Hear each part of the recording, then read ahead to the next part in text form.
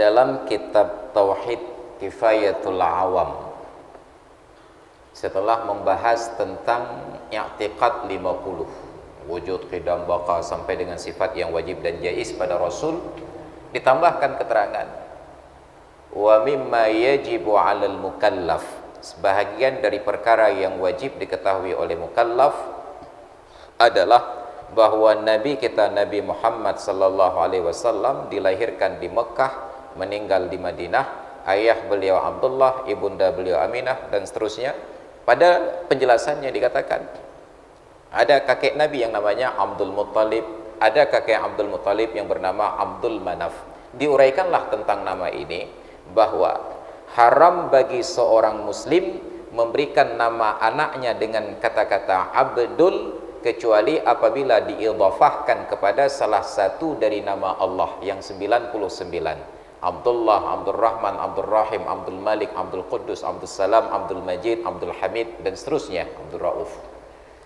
Makruh apabila Abdul Nabi. Abdul Nabi. Kenapa? Tidak ada seorang manusia pun yang sah menisbahkan diri sebagai hamba kecuali hanya kepada Allah. Maka sayangnya kita sekarang bahkan ada orang alim yang namanya nama yang haram tersebut, Abdul Muttalib dan Abdul Manaf. Kenapa? Muttalib bukan salah satu dari Asmaul Husna yang 99. Nama Abdul Muttalib bukan Abdul Muttalib, Syaibatul Hamdi. Tetapi beliau ketika kecil tinggal di Madinah, dijemput oleh paman beliau Al-Muttalib, dibawa pulang ke Mekah.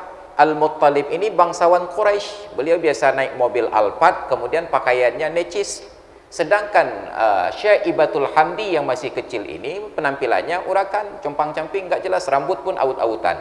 Jadi ketika sedang berjalan dengan pamannya ini, orang-orang yang melihat menduga, itu siapa anak kecil di samping Al-Muttalib? Mereka jawab, Abduh, budaknya.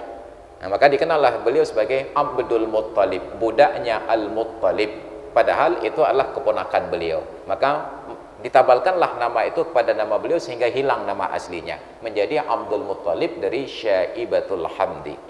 Abdul Manaf juga demikian. Ayah beliau Qusay ketika sudah berusia lanjut dengan istrinya dan tidak punya keturunan, bernazar kepada Allah, ya Allah, bila engkau izinkan kami punya anak laki-laki, maka anak laki-laki yang lahir itu akan kami wakafkan untuk melayani berhala Manaf, Lata, Uzza, Manaf, Hubbal. Nazarnya kepada Allah untuk melayani berhala. Allah terima nazar orang tua ini, lahirlah anak laki-laki tersebut. Saya lupa siapa nama asli beliau. Maka diperintahkan tinggal untuk melayani berhala Manaf, membersihkannya setiap pagi dan seterusnya. Maka dikenallah beliau sebagai Abdul Manaf, hamba dari berhala yang bernama Manaf. Haram bagi umat Islam untuk menamakan anak demikian. Nah, pertanyaannya, kalau sudah ada nama demikian, bagaimana? Ganti dengan nama yang lebih sesuai. Maka Rasulullah ketika berhadapan dengan sahabat-sahabat yang namanya salah, seketika beliau ganti. Termasuk Abu Hurairah. Abu Hurairah ketika pertama kali bertemu Nabi di Masjid Nabawi, datang dengan seorang kawannya. Nabi bertanya, "Masmuka ya ghulam?" Siapa namamu wahai anak muda? Abu Hurairah menjawab, "Abdus Syams," hamba matahari. Bayangkan, hamba matahari. Seketika Nabi balas, "Bal Abdurrahman." Namamu bukan Abdus Syams, tetapi Abdurrahman. Dan Abu Hurairah tidak membantah, seketika pula beliau amini, "Iya ya Rasulullah, nama saya Abdurrahman." Maka ini petunjuk dari Rasulullah, bila ada nama yang salah, ganti. Tapi banyak di antara kita yang ego, mangat mentang kebalik nan ke ayah ke habis ketika meng jamun katanya. Ini kerusakan. Ketika orang alim tidak memberikan contoh, maka masyarakat menjadikan itu sebagai pembenaran. Maka kewajiban bagi orang tua untuk mendiskusikan nama anak dengan orang alim. Tapi sekarang banyak orang mencari nama anak bukan mencari orang alim, mereka mencari di Google nama-nama Islami yang indah. Apa bedanya? Anak-anak kecil yang namanya diberikan oleh para ulama, setelah dewasa mencari ulama yang memberi namanya. Anak-anak kecil yang namanya diberikan oleh Google, setelah besar mencari Google yang memberikan namanya. Nah, maka sibuklah mereka dengan gurunya yang memberikan nama itu, dengan Google. Ini persoalannya. Lalu bagaimana sikap kita? Sikap kita seharusnya tidak memanggilnya dengan kata-kata Abdul.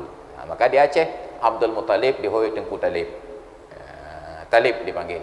Tapi ada yang benar, salah panggilannya. Abdul Rahman dipanggil Rahman. Abdul Rahim dipanggil Rahim.